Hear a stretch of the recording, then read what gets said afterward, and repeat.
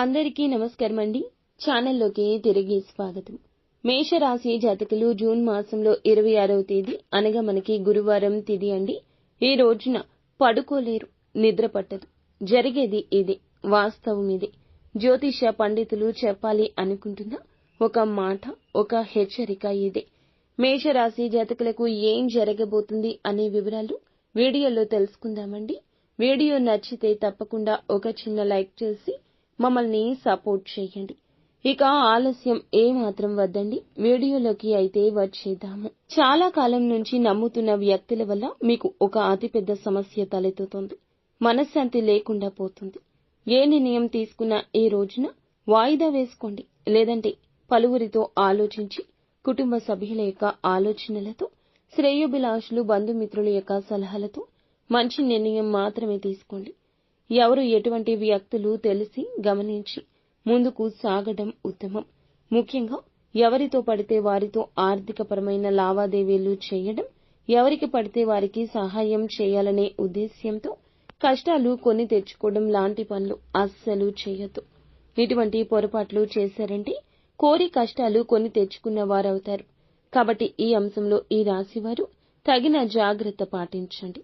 ఈ రోజు దినఫలాల ప్రకారం ఈ రాశికి చెందిన వ్యాపారస్తులకు లాభసాటి ఫలితాలున్నాయి. వ్యాపారంలో లాభాలు అధికము.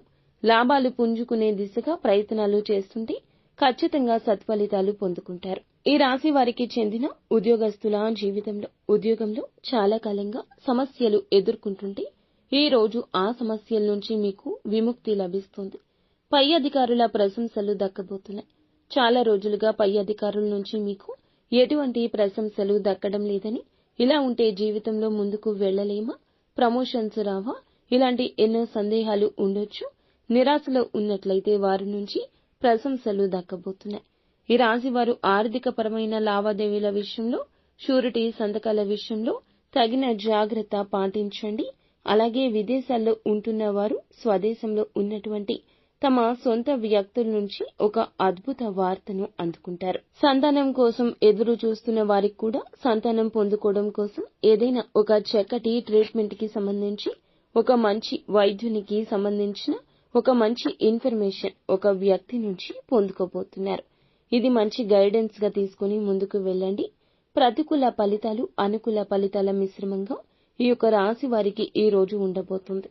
ప్రతికూలత అనుకూలంగా మార్చుకోవడానికి నిత్యం శివారాధన చేసుకోవడం, విష్ణు సహస్రనామ పారాయణం చేసుకోవడం, ఓం నమఃశివాయ అనే పంచాక్షరి మంత్రాన్ని నిత్యము పఠించడం, ఇంటి నుండి ఈ రోజు బయలుదేరి బయటకు వెళ్లేటప్పుడు ఒక తెలుపు రంగు రుమాలు జోబులో ధరించి వెళ్ళండి. మీకు ఎటువంటి నరదృష్టి అనేది కలగకుండా ఉంటుంది. అంతా మంచి జరుగుతుంది.